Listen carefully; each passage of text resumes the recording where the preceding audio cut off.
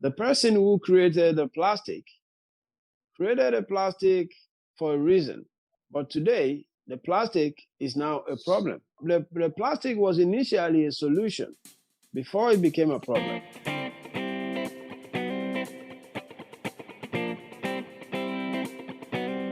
Welcome to the Green Living Chat, brought to you by Amet Solutions Ghana.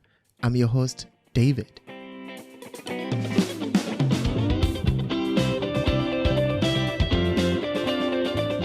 Happy New Year. Thank you for being part of this community and for helping and contributing to the success of this podcast. We are so enthused about this year because we are coming up with a season 2 of the Green Living Chats, which will be live from mid of January 2021. Updates on this season will be coming up in the next episode. Stay tuned.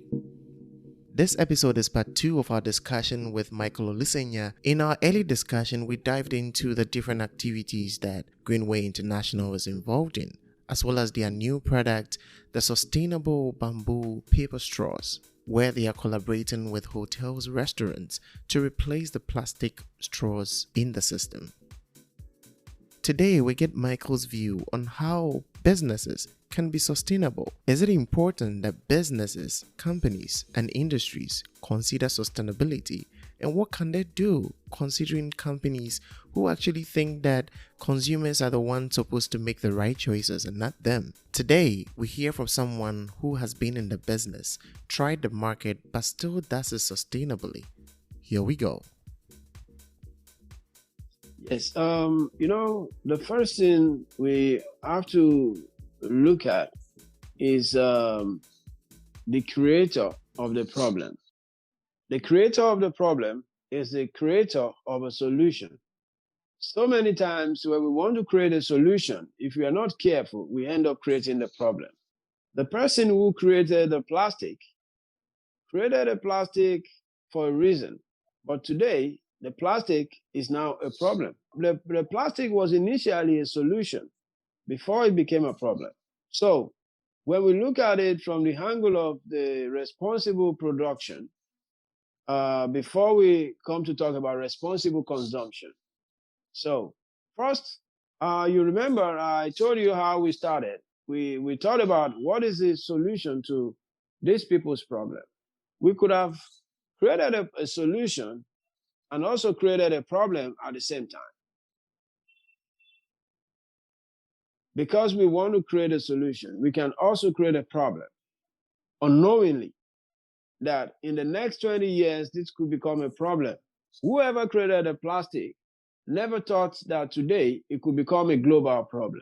As a company, I do not think the company should blame the consumer for their irresponsible consumption.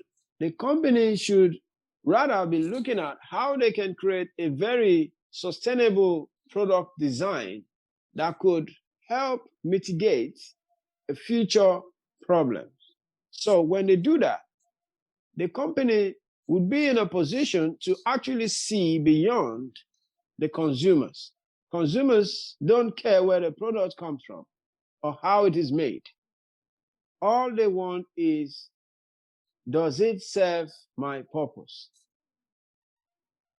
Will I get value for my money?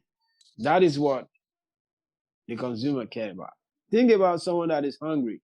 He only needs food. Doesn't care whether you need to cook it or not. Someone thirsty. He doesn't care whether the plastic is going to end up in the ocean or not. Consumers are driven by their intention to consume, and the producers are driven by their intention to produce and make profit. But when the producers start thinking to the right direction, that when we make profit, it shouldn't be just about profit, it should also be about the people and the planet. The business can make profit and the planet remain healthy. If we all decide to make a change, definitely we are going to see the impact that it has on the world and, climate change and all that. But do you think that every individual's change actually counts, because someone might be there and be like, well, this huge company keeps producing hundreds of thousands of plastics every year, and they don't care about how it's recycled or not. How can an individual or maybe a small company in Ghana or a small company in Africa somewhere, Nigeria, how can our impact change something? What would you say to them? And how do you encourage even individuals to make a change? Meanwhile, they can see the big companies keep, producing and don't care about this. They don't have any environmental sustainability plans. And as you were saying, they don't care about the SDGs. Well, if you are to look at the impact of every person, it's more or less like saying that when we minus 1 from 100, it will give us 99.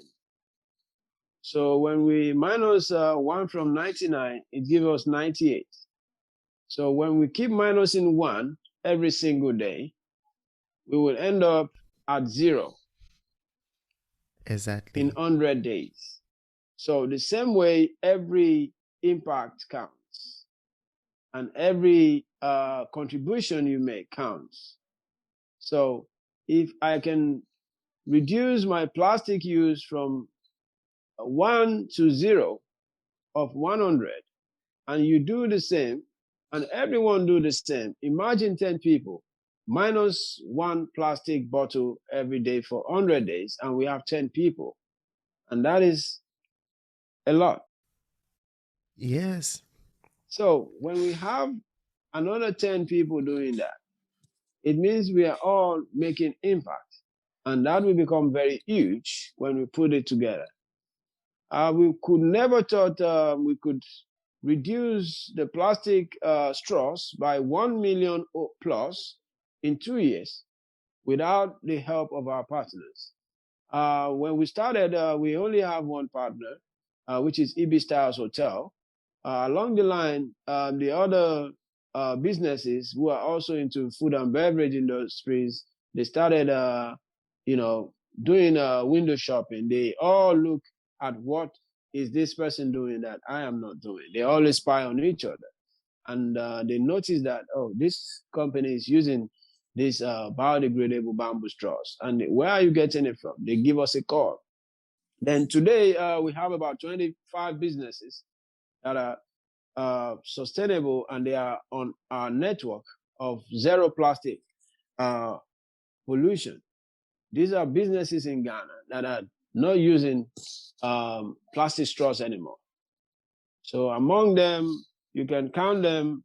We have AM/PM restaurants, which is in the Villaggio. It's not far, it's just around there. We have a Fat Fish, is one of the best restaurants. These are places that people that want to think about how they can save the planet. These are places that they can visit when they come to Ghana. And the people in Ghana also can visit those places to see how beautiful and wonderful a place to be. It is, and these places, when you visit them, you're not just sitting there to enjoy yourself, but you are also creating impact when you patronize them, because they are always on the forefront, in the forefront of sustainability. So when you patronize such business become big enough to, open another location somewhere. But when you, as a consumer, you're patronizing a business that is destroying our planet, you're giving them more power and more resources to really continue to impact the environment. So when those businesses are getting more patronage, they won't change, because they will feel like, oh, the customers are not complaining, so we are doing well. That is why we're getting more sales. The customers are not complaining, we are doing well. That is why we're getting more customers, more sales. But when they notice the sharp drop in their sales, a sharp drop in their patronage, they're going to start thinking, why have people not coming here? What is going on? Then they will start thinking of their actions and how they can better reverse it. So a place like Coco Lounge is owned by YOLO Experience. They have stopped using plastics, and they've been buying from us since 2019 till date. Wow. And we have so many businesses like a Bondi. Bondi is a restaurant in Osu, and this is a very great restaurant. These places I'm mentioning, they are very beautiful places that you want to go there, you want to feel at home, that is the place to go. And that is the place to sit. So these are places where you can get value for your money. And not just value, we are also going to be saving the planet and also saving a lot of people from environmental hazard. And aside that, they are using our products. And when they use our products, it helps us to establish a botanical gardens in schools, because Greenway is also planting trees in schools. So from every purchase they make, we are also able to deduct a little portion of that purchase they make and contribute it towards tree planting, which means that for every person who purchases a cocktail in a place like that use our straw, they are indirectly planting trees in basic school. I was actually going to get into that, asking you about you talked about now Greenway has in two parts, the business part and the one that is doing environmental advocacy. I've read a lot of articles and posts on your tree planting projects, and I just wanted you to expand a little bit on it. What started this whole project, and why the plants? And I know you are involving a lot of youth into planting trees all over the country. And so what started this journey as well? Well, when we are starting our organization, we have a mission. And in our mission statement, we are focused on reducing the plastic pollution and the carbon emissions.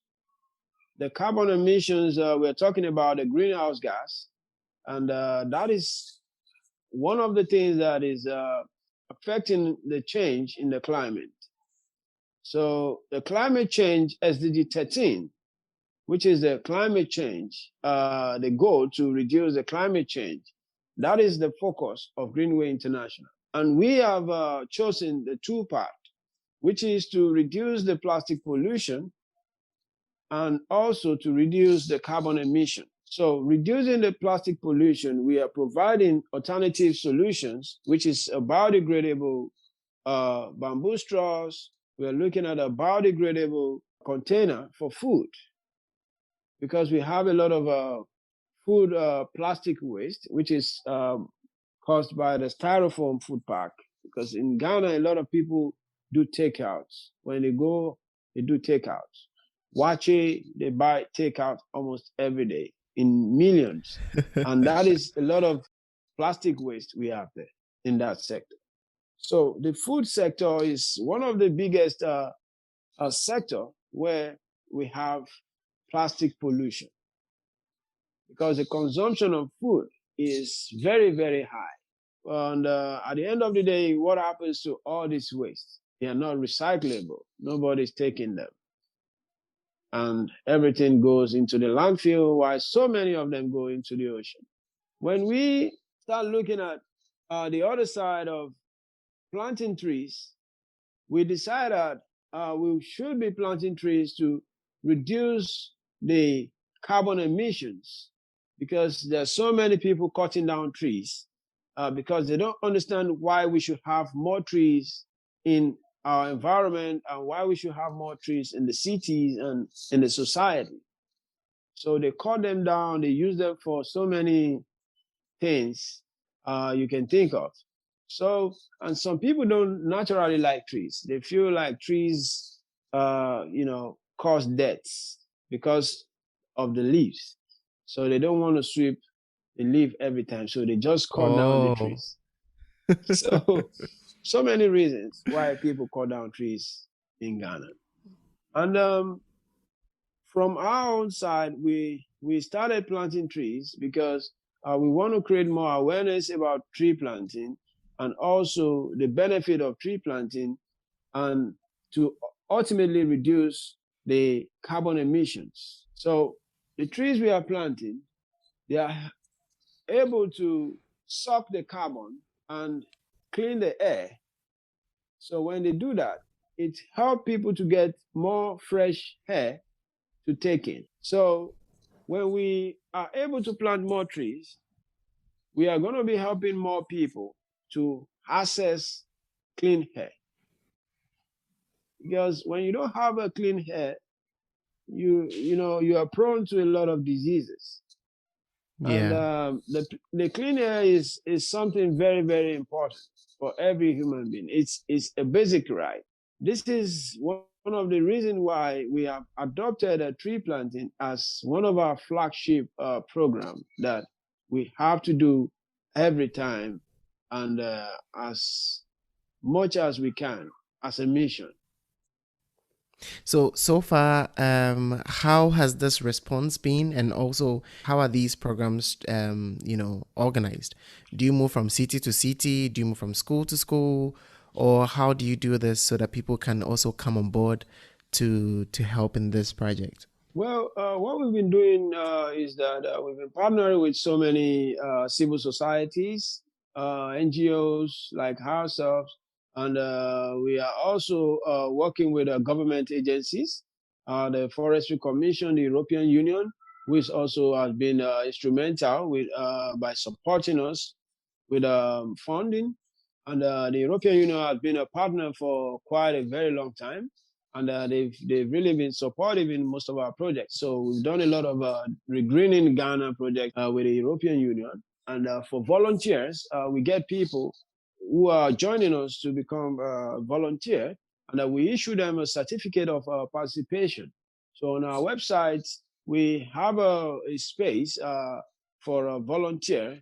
We have a place where a volunteer can visit our website and click on volunteer or register and become a volunteer with Greenway. And they come to our office and we assign them a mission.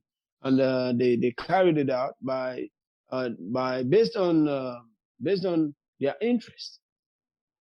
And we let you know that this is our mission. So how do you want to volunteer? And how do you want to work? And how can we support you? So on a research project, we can partner with students who are looking for more information on how they can better mitigate climate change.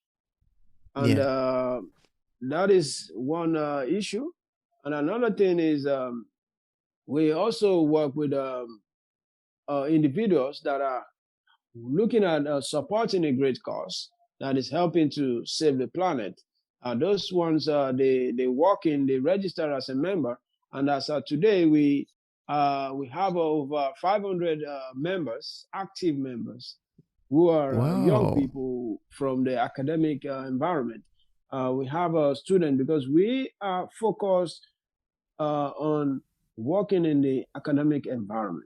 That is where our focus is. We are not really working with other projects, but most of our projects are really focused in the academic environment in terms of tree planting.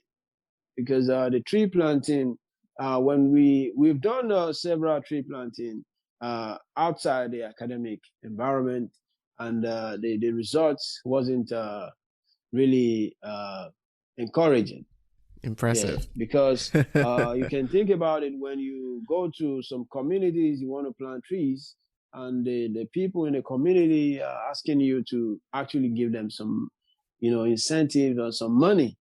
Actually, let me say money before you can start a project. Then we let them know that, look, we are not getting money from anywhere. So where do you want us to get money to give? We are coming to help you. So we want to help you plant trees in your community so that you can have fresh and clean air. So why do we need to even pay you to do that? And some of them have this mentality that the NGOs have gotten donations, they've been paid, they have gotten money from somewhere, So they just want to come and do some activities here and go. No, they need to pay us before we allow them do anything. I think that in Ghana we have to make this education and awareness a little bit on a higher level, because people don't understand this at all. Well, even the government sometimes think that the NGO are getting money. When you go to government, they'll tell you, you people are getting money. You are getting money. From where? So the question is, from where? There was a day I was asking someone, I said, you say that NGO get money. You yourself, have you given money to an NGO before? The person couldn't respond. You've never, Africa, you don't get donations. And most NGOs don't get donations. Yeah. If you look at the US, we are now in the US. We are registered in the US now as a 501c3, so that we can receive a tax deductible donations. And we are registered in Ghana. We are registered in Nigeria. Greenway International is in these countries. In Togo, we have a representative in Togo and in Benin. So when you look at it, for USA, people donate to NGOs because they know that when they do, their tax will be deducted and they have a lesser tax to pay. But in Ghana, it's something different. People are not really encouraged to give. When you talk about giving, it's a different story. So that is why you see that so many NGOs, they start and they fail because they don't have support. So what is supporting us that keeps us going? It's the solution that we are providing at Greenway Enterprise. And also we are getting support from the European Union, which is when they come up with a project, we act as an implementing partner for them. So when we implement the project for them, we get some sort of consultancy fees, and also we also get sometimes we get some sort of a benefit from them for working with it. Yeah. So aside that, the product that we are providing as a solution is helping the organization to survive. But today, how many NGOs in Ghana or in Africa have a social enterprise that is helping as a cushion to help support the mission? Very little. They start out of passion and they end as a failure because there is no support from nowhere. I've been talking to quite a number of NGOs and startup companies that are trying to do something to solve problems in the environment, and most people are saying the same thing that you are outlining, that we don't have the support from the government and also the society. Because governments can even see NGOs publishing or putting out some videos online, and they just come make promises that, hey, we're gonna support you and do this, but at the end you don't see anything happening. In your opinion, what do you think government can do to help us to be able to make impact and get our work going out there? Well, you see, the role of the government is very, very big.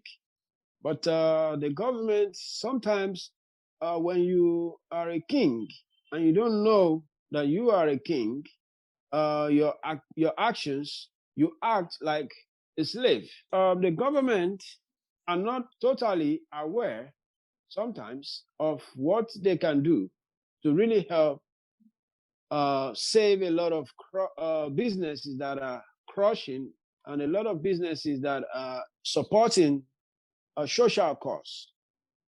The government don't need to give money to businesses like social enterprise. They just need to set up a policy that really works, not a policy that is just a paper and a pen policy, but a policy that really can make a change that can help them to achieve their goals. The government set a lot of goals, but how many of the goals are achieved? The government set a lot of they'll say a lot of things, but how many of the things actually are fulfilled?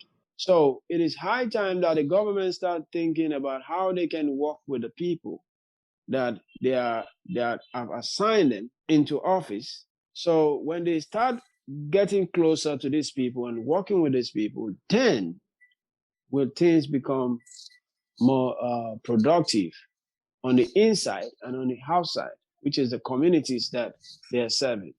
That is right. I think that in one of your interviews on the sustainability chat, someone was also talking about, environmental laws and policies. And I think that was a very interesting pick out there, because the government doesn't necessarily, just as you're saying, just to provide funds for NGOs and startups, because I think that's the mindset that they always have, that yeah, we don't have enough money to invest in you. But if they are able to set policies to make things easy for us, just like you're saying, that people in the West think that they can pay money or contribute to NGOs, and it will actually do something to benefit them, then they will always do that. If we have a similar thing in Ghana, I think that people will be awakened to do this. Indirectly, they are supporting NGOs for them to function very, very well.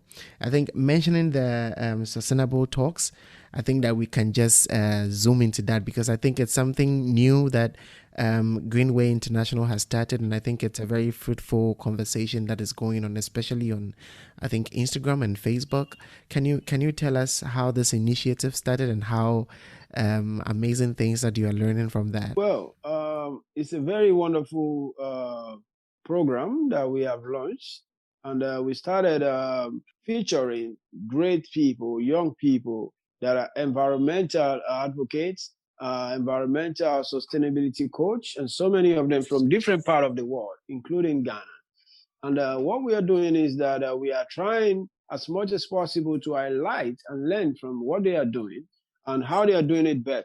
That is helping to reduce the environmental impact of climate change. And so many of these young people, you will realize that when you go on our Instagram page and listen to so many of them on the page, you come to know that the people are now becoming so aware of the change that is coming and the change that is going on right now. And a lot of young people are the big change makers. And they are the ones that are actually making the change happen, not even anybody else. And the young people are the ones that are on Instagram, that are using the social network. And they're really very active. And they believe in the cause, and they believe they can really achieve a lot. So when we start listening to some of them, we come to know that what everyone is doing in their own little spaces, in their own countries, are really contributing to the nationally determined contribution, and also reducing the impact of the climate change, and also creating a lot of benefits for so many other people in that community. I was surprised when I had an interview with a very young lady that is picking up eye contact lens. And she was I watched talking that. about high contact lens recycling. I've never heard something like that before. That is totally new. And this is microplastics, you know. So I also was talking to a very young lady from New Jersey, and they have an environmental club they have established in their university, and they're getting a lot of young people joining them. And this is a new movement of environmental advocacy that they are creating. And we also have an Oxford scholar who is also, uh, studying to learn more about how you can create a policy and influence a policy that will help to change the way we live and how we can better protect the environment. This is someone that is already in school in Oxford on a scholarship, and thinking about how they can come out to really make a very big impact. And you can look at it from different angles. They are all in one way heading towards a mission, which is to revive the planet. So the sustainability meeting that we are having on the social network, we're getting a lot of views, and some people will call me and tell me that, oh, they love what I'm doing because this is also really exposing them to a lot of knowledge about environment. And we have a very young lady that has sent emails to Amazon about. She said she has sent almost 100 of emails to them before they stop sending I her. think a lady from India. From India. Before they stop sending her plastic packaging. And the Amazon replied that we are not sending you any more plastic packaging. So think about it. That action she made, if 10 people would do that and tell a restaurant that, look, I don't want plastic straws. Today, about 10 people keep telling them that we don't want plastic straws. It will change because they are there to listen to the customers. The same thing when people don't talk about something, when they keep quiet about it, the issue continues to grow. We need to not just turn a blind eye to global issues. We are all going to be impacted, either directly or indirectly. The issue is going to concern us. We just need to start thinking about how we can put in our voice so that our voice can also help make a lasting change. Yeah, yeah. I think that this is something that we have to keep, encouraging the youth to do right now, because now we have so much of an important tool that can really help us to make our voice heard all around the world. And just like you're saying that, through Instagram, Twitter, Facebook, all the networks that we can think of, we can keep advocating and also make people understand the impact actually, and practical individual things that people can adapt, alternatives that people can adapt to change things. Right now, what advice will you give to the youth in Ghana? Because I think that your business has been going on for a long time in Ghana, and I believe that you have seen the problems with our environment in Ghana. It's a very huge problem, even in the capital. So what advice will you give to the youth who want to enter into business, who don't know how to start, who don't know what to do, who don't even know how they can contribute to protecting the environment? Well, let me say that, you see, when you want to start building a house, it's more or less like you want to start laying a foundation for a business. It's more or less like the same structure. When you want to create a business, you already have why you want to create that business and the purpose you want the business to serve, and what profit you are looking at to make from that business. The same way I expect that every young person that is thinking about becoming an entrepreneur or a business owner or creating a kind of business should also be thinking about how can this business create a social change, not just profit. So that is one thing that I believe can actually put you in the spotlight and give you a very big edge against your competition. Think about a business now that is starting to produce water, and you want to produce water to serve the people, and you come out and you are also producing water in a sachet. What difference have you made? No difference, because there's already a water in the sachet. So why do you come and create water in a sachet? There's already a water in a plastic. As a business, why can't you become innovative and think about how you can do something different? I think that is the only thing that can actually help a small business, as they call it, to become a big business. And to become a big business, you need to think about the people and the planet aside your profit. So if you're looking at creating a business, you don't come and start up a restaurant and continue to buy a plastic disposables to serve your customers. You should rather create a food business and come in with a sustainability business plan and a mindset. You don't just come in and say, oh, I'm starting a business today. I need to go to the market and buy 10 bags of sachet bag to wrap my food to service my customer. When you can buy a paper bag, when you can think of using a paper straw, when you can think of using a biodegradable container to serve your customers. A new business has a lot of opportunities that they can take advantage of while they are starting. But it is somehow difficult for a business that didn't start as a sustainable business to adjust into sustainability. The reason is that the price will change. It is more or less like you want to start a renovation of a house that is already built. That is old business moving into a new way of doing business. So we call that a renovation. So they have to break this, break that. During that transition, they're going to lose some customers. And they're going to lose some capital. They're going to, a lot of things are not going to be cool for them. They're going to go through a lot of shakes. But for a new business, it's more like you just got a fresh plot of land. You want to build a new house. It means that you need to get your architecture correctly.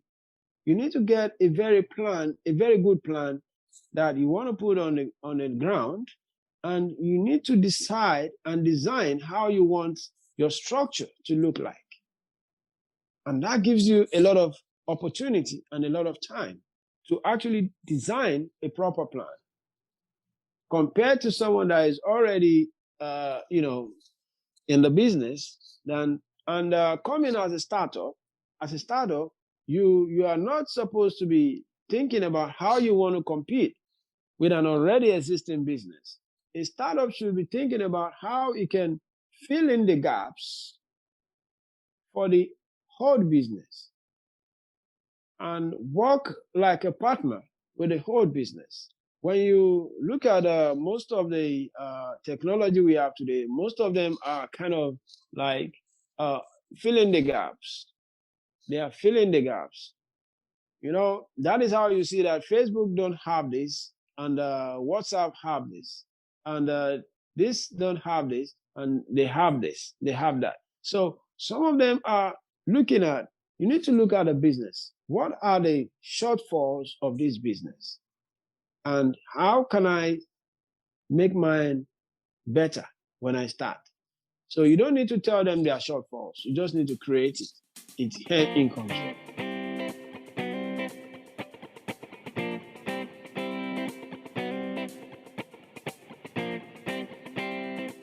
So that's it for today's episode. Thank you so much for listening.